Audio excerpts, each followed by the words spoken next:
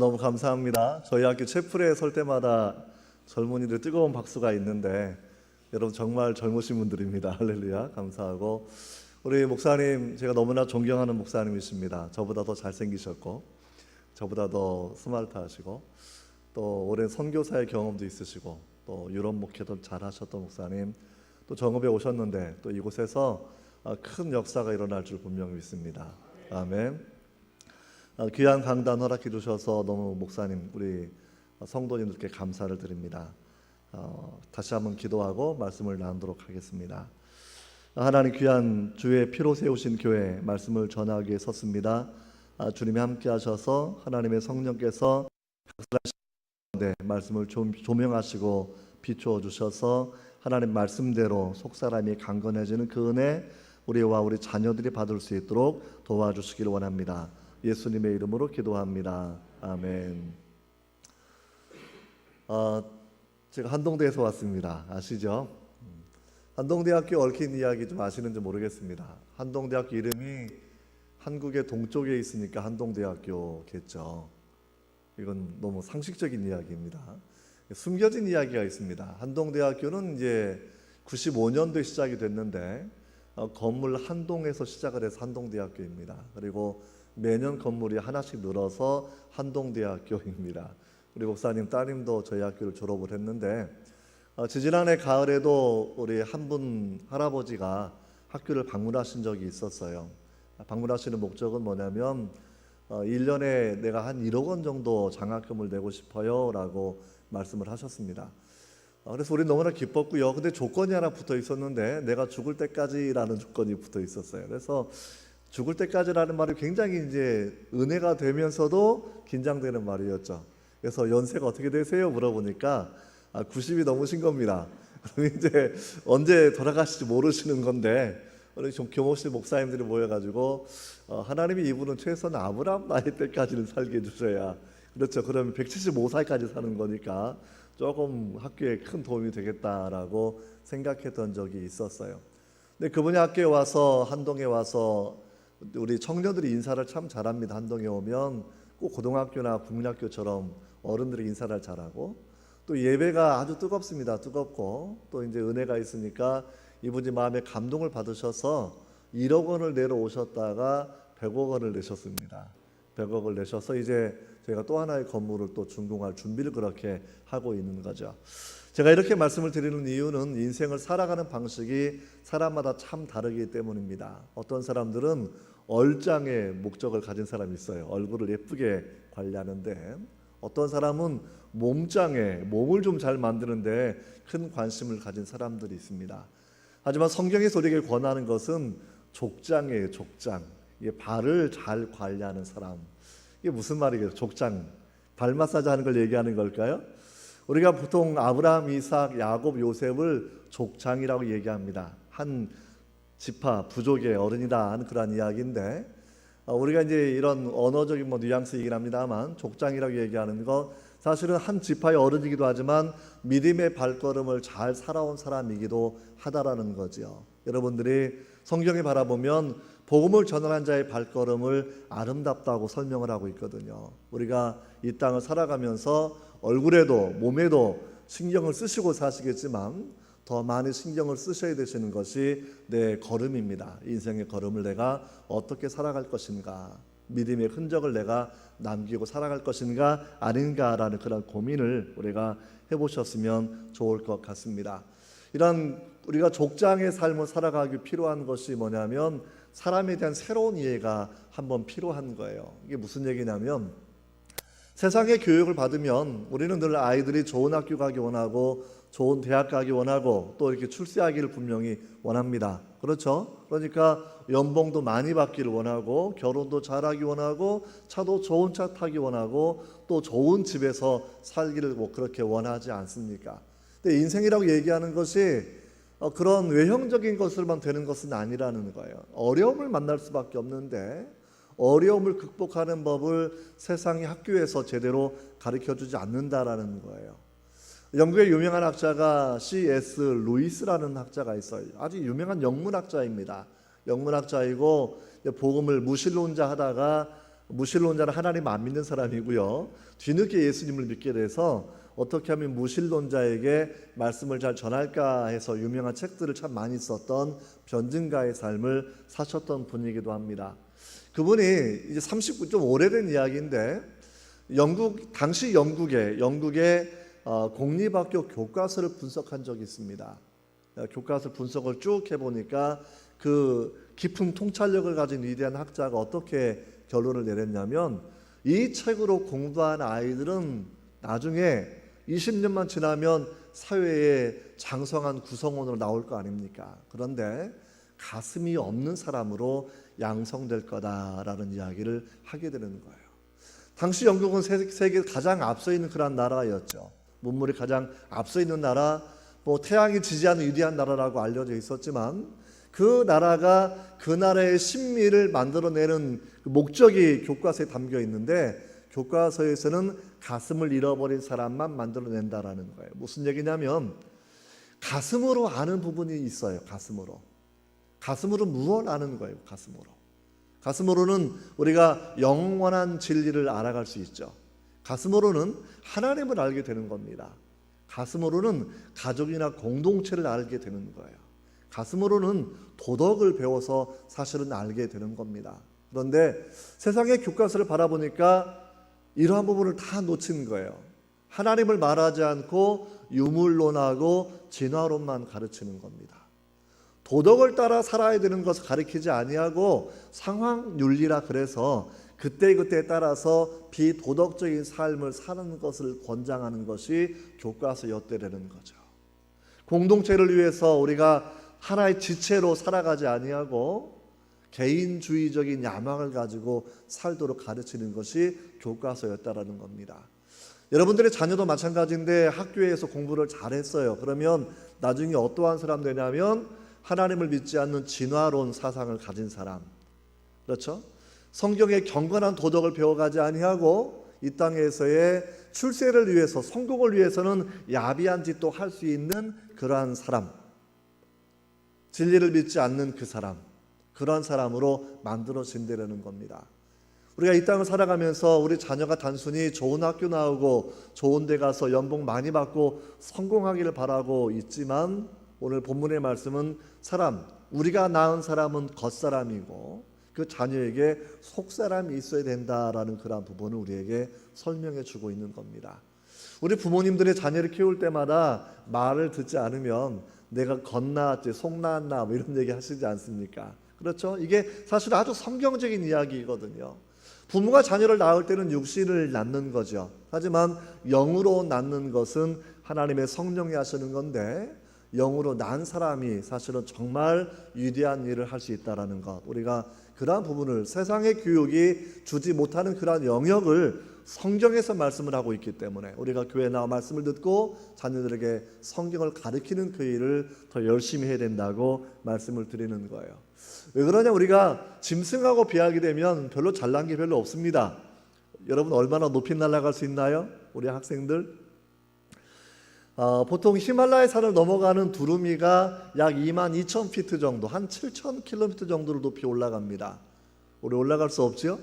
가장 높이 올라가는 새는 얼룩 민목 독수리라는 그런 새인데요, 약 12km 정도까지를 올라갑니다. 우리가 올라갈 수 없습니다. 수영을 좋아하시죠?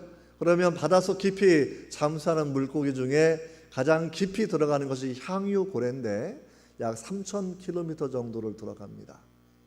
우리가 아무리 수영을 열심히 하고 아무리 뜀박질을 열심히 하고 이래도 사실 우리가 짐승 따라갈 수 없는 게 정말 많아요.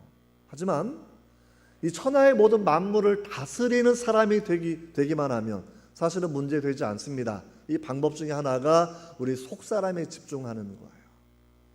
여러분, 우리가 구약 성경 바라보게 되면 다윗이 자신의 영혼의 문제를 이야기합니다.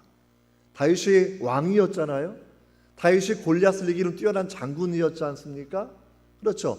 큰 부자이었지 않습니까?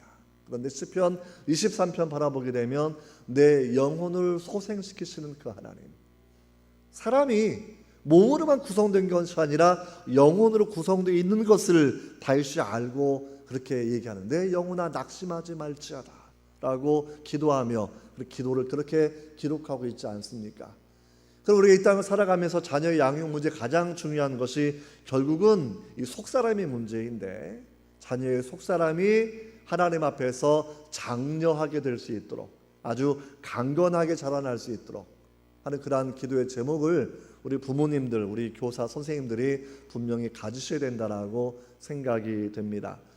왜냐하면 이 속사람과 겉사람의 부조화에서 참 많은 문제가 생겨납니다. 몸은 건강한데 속사람이 약하면 이상한 사람이 됩니다.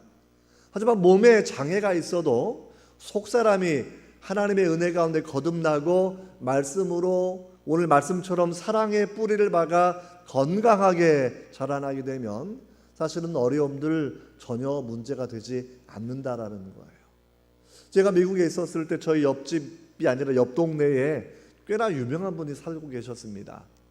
미국에서 한 4스타 4성 장군 정도 되는 사람이 한 500명 정도 돼요. 군인만 500명이 아니라 그 계급에 속하는 사람이 이제 보통 차관들급부터 시작을 하는데 500명 정도가 돼요.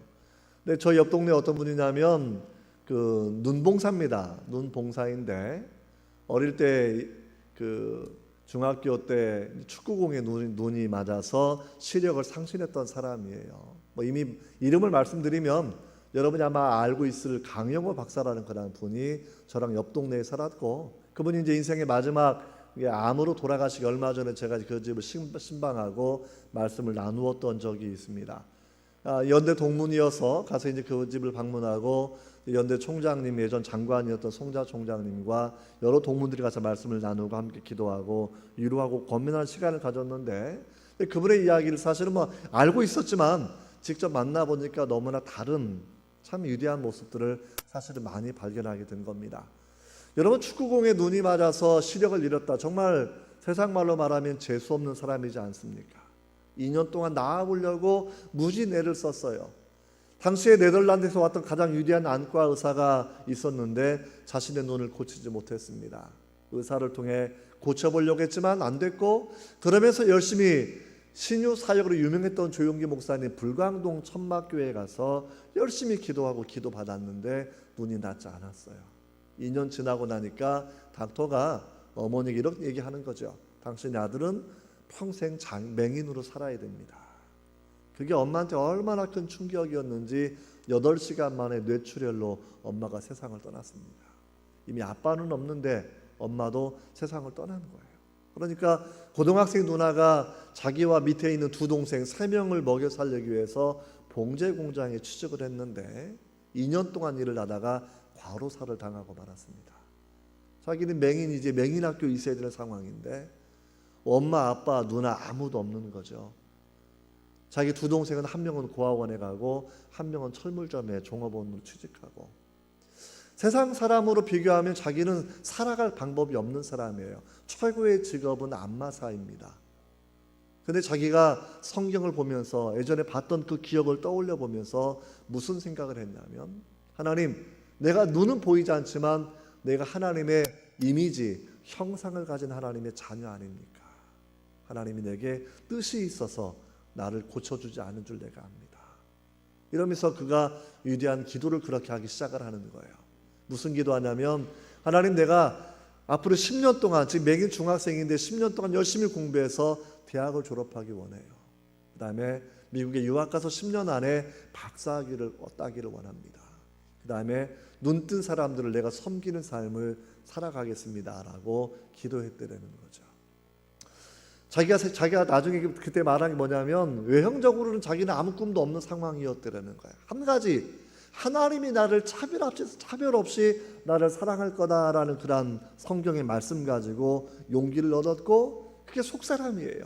겉사람은 병들고 겉사람은 부모도 없는 그 아이가 되었지만 속사람 하나만큼은 하나님을 아빠라 부르는 사람이 되어 있다는 겁니다.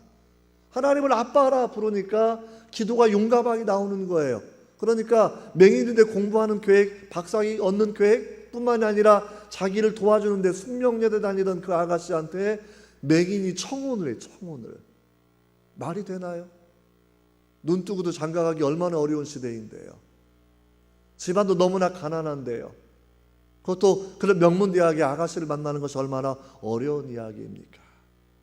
그럼에도 불구하고 그가 속사람이 강건하였기 때문에 신체의 장애를 극복하고, 여러분 대학 졸업하고 미국 가서 박사학위 받고, 한국은 맹인교수 쓰지도 않는 그 시대에 와보니까 안 써주니까 또 미국 갔거든요. 대학의 교수직도 안 열어주는 그 시대였는데 미국에서는 부시 대통령이 인권 차관보로 그 사람을 특채를 하게 됩니다.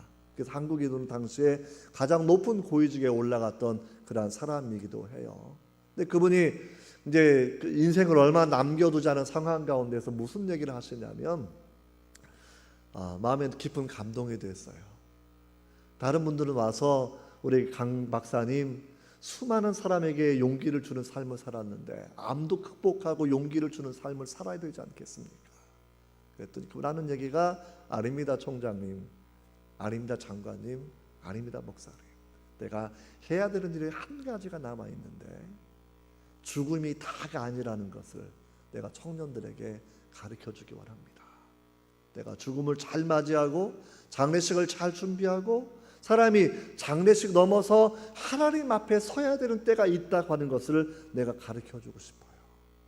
그분이 결국 뭐 했냐면 장례식 순서 짜고 앉아가지고요, 누가 조사하고 어디에 묻히고 누가 설교하고 초청은 누구누구를 하고 그걸 보여주면서 인생을 마치고 가야 되는 길이 있는 것을 그렇게 보여주었던 분이라는 겁니다. 여러분, 이것이 우리가 성경에서 얻을 수 있는 아주 유리한 사상이라는 거죠. 여러분, 정말 자녀에게 우리가 무엇을 남겨주겠습니까? 다음 세대에게 무엇을 해줄 수 있을까요? 우리가 정말 몸으로 아파서 낳은 아이들이니까 최대한 잘 해줄 수 있겠지만 우리한테 분명히 한계가 있지 않습니까? 내가 미국에 머물면서 기도원에 열흘 동안 다녀온 적이 있었거든요. 열흘 동안 금식기도하고 돌아왔던 때입니다. 물론 이제 열흘 동안 내내 금식한 건 아니고요. 저도 열흘 금식을 그때 처음 해봐가지고, 열흘은 사실 아니에요. 이게 꾀를 좀 부려가지고 3일 금식하고 한 끼 먹고 3일 금식하고 한 끼 먹고 그다음에 4일 금식하고, 이게 토탈 열흘은 채웠는데 거의 뭐 11일 정도 금식 기도를 하고 내려온 겁니다. 아무튼 그 이후에는 이제 21일 금식 기도 2번 했었는데, 근데 아무튼 내려오니까 우리 아들이 국민학교 2학년이었거든요. 딸 넣기 뭐 이제 왜 3살 이런 애고, 근데 저한테 뛰어와서 바짝 제 무릎에 앉는 거예요. 이런 얘기 하더라고요. 아빠, 내가 왜 아빠보다 예수님을 더 사랑해? 근데 갑자기 뜬금없는 질문을, 너무 오래간만에 본 아빠인데 그 질문을 하는 거예요. 얼마나 예뻐요. 국민학교 2학년 남자아이. 너무 예뻐서 그래 아빠 더 사랑해라고 하고 싶었는데, 그때는 이제 기도원 다녀온 영성이 있으니까 제가 정답을 말해야 되지 않겠습니까? 아들아, 아빠는 너한테 햄버거 사줄 수 있고 운동화도 사줄 수 있고 또 옷도 사줄 수 있고 만난 거 사줄 수 있고 아마 대학 가면 아빠가 공부하는 좀 도와주겠지. 그런데 아빠가 너한테 못 해주는 게 있어. 아빠는 너를 영원히 살게 만들어줄 수도 없고 너를 씻어줄 수 있지만 너의 죄를 내가 용서할 길이 없고 너를 구원할 능력이 아빠한테는 없어. 그러니까 네가 아빠보다 예수님을 더 사랑해야 돼 라고 그렇게 아이에게 들려주었던 적이 있어요. 여러분, 오늘의 본문의 말씀 아직 시작도 못했지만 제가 여러분께 분명히 처음에 도전을 드리는 것은, 정말 우리가 자녀를 사랑한다고 하면 자녀의 외형적인 스펙이나 그러한 외모, 외형적인 조건에 관심을 가지는 것보다 아무리 어려워도 조건을 이길 수 있는 그 힘은 하나님의 성령으로 거듭난 사람이 갖는 거라는 것, 우리가 그러한 부분을 알면서 오늘 사도 바울의 이야기를 몇 가지 나누어 함께 생각해 보기를 원합니다. 여러분, 오늘 그 14절 바라보시게 되면 사도 바울은 이 거듭난 사람의 속성을 뭐라고 설명을 하고 있냐면 예수 그리스도의 아버지라고 부르면서 지금 기도를 그렇게 무릎을 꿇어 하는 장면을 가지고 있다라는 거예요. 여러분, 속사람이 왜 힘이 있느냐 그러면, 속사람은 하나님을 아버지라 부르고 하나님 앞에서 참 겸손하게 기도하기 때문이라는 거예요. 참 놀라운 비밀입니다. 놀라운 비밀이에요.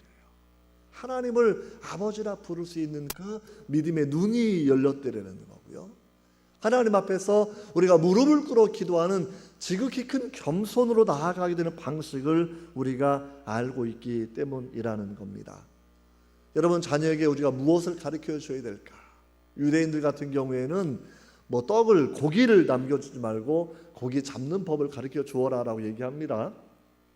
하지만 성도들은 고기 잡는 법과 더 근원적인 건데 기도하는 법을 자녀들에게 가르쳐 주셔야 합니다. 기도하게 되면 하나님의 지혜, 하나님의 능력, 하나님의 은혜를 얻고 살아가는 방법을 자녀가 알게 된다는 거예요. 여러분, 이어령 박사가 자기 딸 장미라 그 미국의 검사가 이제 나중에 암으로 세상을 떠나게 되었는데 그 전의 이야기입니다. 결국 딸을 통해서 이제 이분이 예수님을 나이 70에 믿게 되었거든요. 그리고 이제 세례받은 사건이 제가 미국에 있었을 때에도 뭐 중앙일보 이런 데 다 나와서 아주 유명한 사건이었죠. 워낙 무신론자, 불가치론자로 한 세대를 살아온 지성인이었기 때문인데, 기자가 인터뷰해 보니까 무슨 얘기를 하는 거냐면 예수 믿고 그다음 믿기 전하고 무슨 차이예요? 그러니까 예수 믿기 이전에는 내가 내 힘 가지고 바둥바둥거리고 살았는데 예수 믿고 나니까 주님과 함께 사는 삶을 내가 살게 됐습니다. 아주 정확한 정답을 그 사람이 이야기하더라는 겁니다. 여러분, 하나님의 은혜, 하나님과 함께하는 방법 중에 한 가지, 오늘 말씀 알아보면 성령으로 말미암아 주 예수 그리스도로 내 마음에 영원히 거주하게 계시는 것, 이 방법을 우리에게 말씀을 해주고 있는데 정말 위대한 방법이에요. 주님이 우리와 함께하게 하시는 그 방법. 여러분, 오늘 어린이날이니까 제가 이런저런 얘기를 잠깐 드리면, 저도 이제 군산에서 제가 공부를 고등학교 졸업을 했었는데 집이 너무나 가난한 집에 가난한 동네에 살았어요. 족보만 좋았어요. 경주김치 맨날 그것만 외웠는데 경수랑 뭐 41대손 김할치 69세손 그것만 외우고, 우리 집에 뭐 그 장원급제 한 사람 몇 사람이야 뭐 3명이 얘기하고, 그다음에 뭐 왕은 몇 명이야 7명이 얘기하고, 뭐 이런 얘기만 얘기하고 살다 왔던 그 뼈대만 있고 살점은 하나도 없는 집에 제가 있었는데요. 근데 어릴 때 내 마음에 소원을 주었던 것은 하나님의 은혜입니다. 늘 중학교만 졸업하면 집안 동네 전체가 가출하는 그러한 동네였는데 하나님 내 마음 가운데 공부할 수 있는 소망을 주시는 거. 몸도 정말 저는 아팠거든요. 몸도 저는 이제 결핵 걸린 적이 있었고 심장에 부정맥도 있었고, 도대체 뭐 인생 제대로 살까라고 할 만큼 어려운 그러한 때였는데 하나님은 제게 소망을 주시는 거예요. 소망을 주시는 거. 내가 너 공부시켜 줄 거야 라는 거.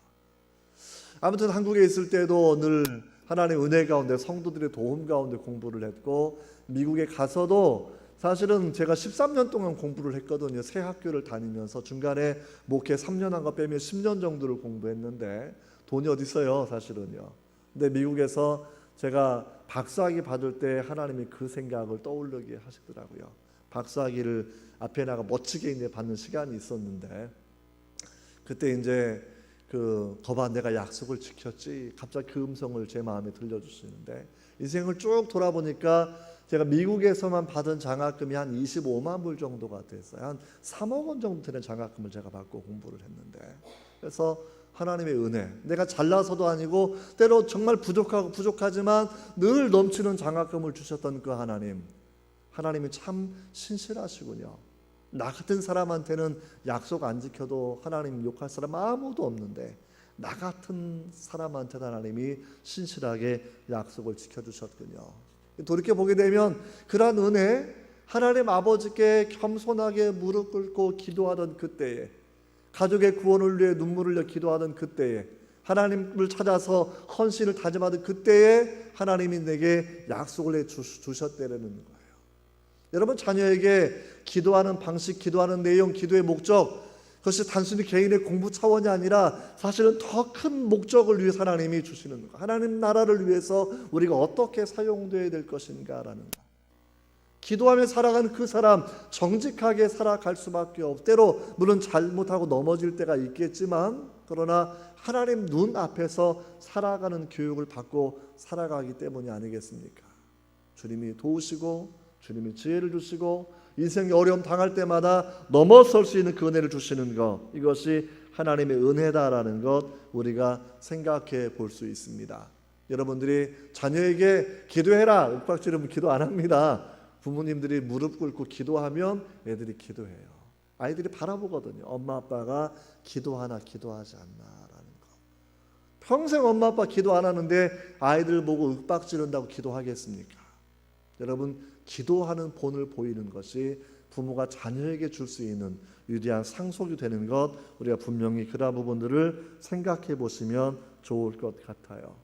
이런 겉사람과 속사람 이야기를 좀 더 제가 설명을 드리면 좋겠는데요. 이 겉사람은 당연히 이제 부모가 낳아준 사람이니까 배고프고 그다음에 출세욕도 강하고 육체의 정욕도 강하고 맨날 먹고 싶고 이런 것만 생각하는 게 육신이라고 생각하면 돼요. 근데 속사람은요, 그 사람 내가 속사람을 가지고 있는가, 내 자녀가 속사람이 되어 있는가라는 그러한 평가하는 방법은 저가 하나님을 찾는 사람인가, 이 바울처럼 겸손히 하나님을 바라는 그 사람. 또 한 가지 다윗이 고백을 한 것처럼 내가 속사람으로는 내가 주의 율법 하나님의 법을 즐거워한다. 이 바울이 고백을 그렇게 하고 있는데요. 성경을 읽을 때마다 마음 가운데 은혜가 다가오게 되는 거예요. 하나님이 얼마나 위대한 말씀을 들려주시는지. 밥을 먹으면 또 먹고 싶은 게 성장하는 청소년인 것처럼 속사람이 믿음이 자랄 때에는요, 성경을 보고 싶고 또 보고 싶고 또 외우고 싶고 말씀이 얼마나 단지 송이꿀보다 달 때가 정말 이때라는 겁니다. 할렐루야. 정말 그걸 경험하셔야 돼요. 저도 중고기 시절을 돌이켜보게 되면 얼마나 은혜를 많이 받았는지, 성경을 얼마나 더 읽고 싶은지, 집에서는 교회 다닌다고 성경을 형도 불태우고 아빠도 불태우고 저는 기도원에 편지 써가지고 신약성경 받아서 또 가지고 다니고 막 이런 때였는데요. 너무 성경이 좋으니까 수업 시간에도 깔고 막 봤거든요. 수업 시간에도 깔고. 남들은 깔고 만화 볼 때 저는 밑에 깔고 성경 보고. 내 가슴으로 뛰게 하는 말씀이 있다라는 거죠. 얼마나 달고 즐거운지. 이게 속사람입니다. 여러분의 자녀가 정말 매일 일정한 양의 성경을 읽어야 속사람이 자라나는 거지, 하루에 한 번도 성경 보지 않고 자란다? 큰 문제라는 거죠. 여러분, 하나님 말씀은 단순한 지식이 아닙니다. 힘이에요. 파워예요. 은혜예요. 사람을 바꿔주게 하고 사람에게 위대한 비전을 주는 것이 성경이라는 겁니다. 성경 읽다가 비전을 찾고 성경 읽다가 자신이 무엇을 잘하는지도 사실은 깨닫게 되는 거예요. 여러분, 어린이날인데 자녀에게 링컨의 어머니가 그런 얘기 하지 않았습니까? 한 권 성경책을 물려주면서 네가 600에이커의 네 조부의 땅을 찾는 그 사람이 아니라 한 권 책 성경의 사람 되기를 원한다 라는 그 유언을 남기고 어머니가 돌아가시게 되었는데, 이 성경이야말로 사람을 바꾸어주는 그 능력이 분명히 있다라는 겁니다. 정말 위대한 능력이죠. 위대한 능력. 사회를 바꾸는 능력. 여러분, 미국의 민주주의라는 아주 유명한 책이 한 권이 있어요. 얼마나 유명한 책이냐면, 이게 미국이 나라를 세운 지 한 70년 되었을 때 그 토크빌이라는 프랑스의 역사학자가 미국을 방문하게 됩니다. 70년밖에 안 됐나? 꼭 대한민국처럼 이제 70년 정도밖에 안 된 건데, 당시에 유럽에는 모든 나라보다 능가하는 아주 빠른 국력의 성장이 신대륙에 있는 미국에서 일어나고 있는 거예요. 그걸 바라보면서 이제 이유가 뭘까 생각하고 그 지역을 6개월 동안 탐방을 했거든요. 시민을 만나보고 제 대통령하고 인터뷰해보고 이랬는데, 미국이 또 땅도 얼마나 넓어요. 미시시피 강도 얼마나 큽니까? 근데 그가 말하기를 그 큰 미시시피 강에서도 미국의 힘을 찾을 수가 없었고, 중원의 넓은 평원에서도 찾을 수가 없었고, 캘리포니아 광맥에서도 미국의 힘을 찾을 수가 없었다는 거예요. 근데 6개월의 여정을 다 마치면서 회고해 보니까 도대체 미국의 힘은 어디 있는 거지? 내 마을마다 있던 작은 교회당에서 불꽃 튀는 설교를 했던 청교도 설교가들의 메시지, 그걸 깨달으면서 토크빌이 책에 쓰기를 미국의 위대함의 비밀은 청교도의 설교에 있다. 청교도의 그 메시지, 성경의 그 메시지가 개인을 바꾸고 사회를 바꾸고 이 나라를 그렇게 바꾸어 낼 거다라고 분명하게 이야기했다는 겁니다. 우리 한국도 사실은 지난 140년간의 선교 역사 가운데 경험한 바이지 않습니까? 단군 5천년 역사 가운데 지금처럼 잘 살았던 때가 언제 있습니까? 유교, 불교, 도교, 샤머니즘 어떠한 것도 이 민족을 바꿔주지 못했죠. 우리가 결국 위대한 하나님의 말씀의 은혜를 분명히 알고 있는데 우리 자녀에게 기도와 말씀과 성령을 통해서 살아가는 방식을 가르쳐 주는 것이 정말 필요하다라고 그렇게 우리가 생각해 볼 수 있습니다. 여러분들이 자녀에게 성적을 A 받아라 이런 게 아니고 우리 한동대학교에서도 늘 가르치는 교육의 목적들이 있어요. 정말 교인들은 달라야 되잖아요. 한동대 교육 목적을 제가 간단하게 설명을 드리면 첫 번째는 공부해서 남주자 이런 걸 처음부터 가르쳐요. 공부해서 날 위해 공부하지 너 위해 공부하지 엄마 아빠가 이렇게 얘기하는데 아니에요. 공부하면 너를 위해 사는 게 아니라 남을 주어야 된다는 공부해서. 왜 공부해야 되느냐? 남을 주기 위해서. 한동대학교가 시골 포항에 있지만 프로젝트는 뭐냐면 아프리카 돕기 프로젝트, 통일한국 준비하기 프로젝트 이런 거 진행을 하거든요. 어떻게 하면 내 공부가 세상을 변화시킬 수 있을 것인가라는 꿈을 갖게 해주는 것. 살아가는 방식은 어떻게 하냐면 한동의 명예 코드라고 성경에서 가져온 내용인데 정직과 성실 정말 강조하거든요. 시험 볼 때 학교가 생긴 지 지금 22년 넘어가고 있는데 감독이 한 번도 없습니다. 사인만 하나의 맨 위에다가 나는 하나님과 사람 앞에서 내가 성실하게 시험에 응했음을 내가 확인합니다. 사인하고 그냥 혼자 시험 치는 거죠. 어떠한 의심하는 눈초리로 카메라를 찍거나 하지 않습니다. 아이들이 그렇게 정직이 체질에 묻어갈 수 있도록 가르치는 것, 이것이 한동의 교육 정신 가운데 하나다라는 거죠. 또 한 가지는 한동은 우리가 빚진 자라고 가르쳐요. 빚진 자라. 한동 대학교도 빚졌죠. 한국 교회와 기도의 빚을 분명히 졌고, 근데 더 중요한 건 그리스도의 빚을 우리가 지고 살아간다는 거예요. 여러분들이 왜 살아가시는 겁니까? 그리스도가 대신 죽으셨기 때문에 우리가 살아가는 것 아니겠습니까? 이게 데터, 대속자, 빚을 탕감받은 사람의 그런 마음인데 이게 분명히 있어야 된다는 거고요. 또 한 가지 우리 전 총장님 김영일 총장님이 아주 유명한 이야기를 하나 하신 적이 있었는데 신트로피라는 그런 신트로피, 엔트로피라고 하는 것은 연력학 2법칙입니다. 모든 것은 낡아지는 거예요. 무질서가 증가해지는 법칙인데 신트로피는 날이 갈수록 더 새로워지는 겁니다. 사실 기독교인들이 세상을 왜 살아가느냐? 세상이야 연력학 법칙 따라서 점점 낡아지겠지만 우리의 비전은 하나님이 만물을 새롭게 하시는 그때를 바라보고 살아가는 것. 우리가 비처럼 속옷처럼 살아가는 것은 이 땅을 새롭게 바꾸어 보고 싶은 그 소망 때문에 살아간다는 거죠. 이게 신트로피라는 그런 아주 위대한 법칙인데 이런 내용도 우리가 자녀에게 분명히 가르쳐 줘야 된다라고 여러분 생각을 합니다. 단순히 좋은 학교 가고 성공하고 돈 많이 벌고 좋은 차 타라 이러한 것이 아니라 공부해서 남을 주고 하나님을 위해 살고 온 세계에 봉사하는 삶을 살아야 되고 라는 그러한 부분들, 하나님의 말씀대로 새롭게 하는 그 비전을 가지고 세상을 바꾸기 위해서 우리가 어떻게 할 것인가 라는 그런 꿈을 가지고 살아가는 것들, 여러분 그런 비전을 성경이 주기 때문에 우리가 성경 교육을 집에서 강화해야 되고 교회에서 더 강화해야 될 겁니다. 퍼블릭 에듀케이션 공립학교 맡겨놓으면 처음에 말씀드린 것처럼 가슴 없는 사람 어느 순간에 아이가 되어 있을 거예요. 하나님 없고 진리 없고 공동체 없고 도덕 없고 자기만 아는 그 사람. 하지만 성경을 통해서 우리가 속사람을 주목하게 되면 속사람으로 하나님을 찾고 속사람으로 공동체를 생각하고 속사람으로 기도하기 시작하고 속사람으로 주님과 더불어 사는 삶을 사는 사람으로 바뀌게 되는 것. 사람의 힘은 겉에 있지 않아요. 내 속에 있어요. 그러면 행여 내 인생의 장애를 만나도 속사람은 극복해냅니다.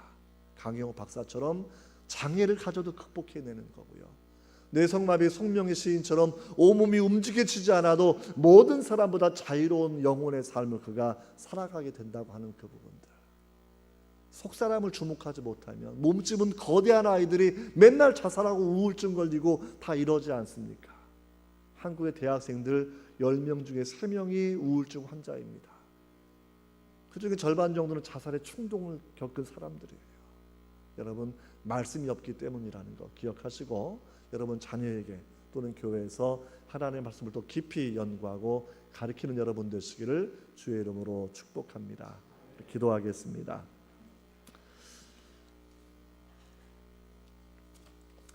하나님 아버지, 마음의 눈이 열려서 하나님을 바라보게 하시고 마음의 눈이 열려서 우리 속사람을 바라볼 수 있도록 은혜를 베풀어 주시기를 원합니다. 집안마다 맡겨줄 귀한 자녀들 겉사람만 바라보고 육신만 키우는 것이 아니라 하나님의 성령이 거듭나게 한 속사람이 잘 자라날 수 있도록 말씀과 기도와 주의 사랑으로 양육할 수 있도록 하나님 은혜를 베풀어 주시기를 원합니다. 우리가 하나님 앞에 얼마나 존귀한 자인지, 우리가 얼마나 존귀하길래 하나님이 독생자를 보내주셨고 독생자 예수님께서 우리를 위해서 마지막 피와 물까지 쏟으시며 사랑해 주셨는지를 깨달아 알게 하시면서 하나님의 영광을 구하는 그 기도, 영광의 풍성함을 따라 간구하는 그러한 기도, 성도의 삶에 개입하시고 인도하시는 그 은혜를 간구하는 기도할 수 있도록 하나님 도와주십시오. 우리 명성교회 하나님 교육부와 다음 세대의 자녀들을 통해서 정읍이 바뀌기를 원하고 대한민국이 변화되기 원하고 통일 세대가 준비되기 원하며 하나님 세계를 살려낼 수 있는 하나님 아시아나 아프리카에 가서 변화의 물결을 일으킬 수 있는 국제적인 사역자들이 나올 수 있도록 은혜를 베풀어 주옵소서. 예수님의 이름으로 기도하옵나이다. 아멘.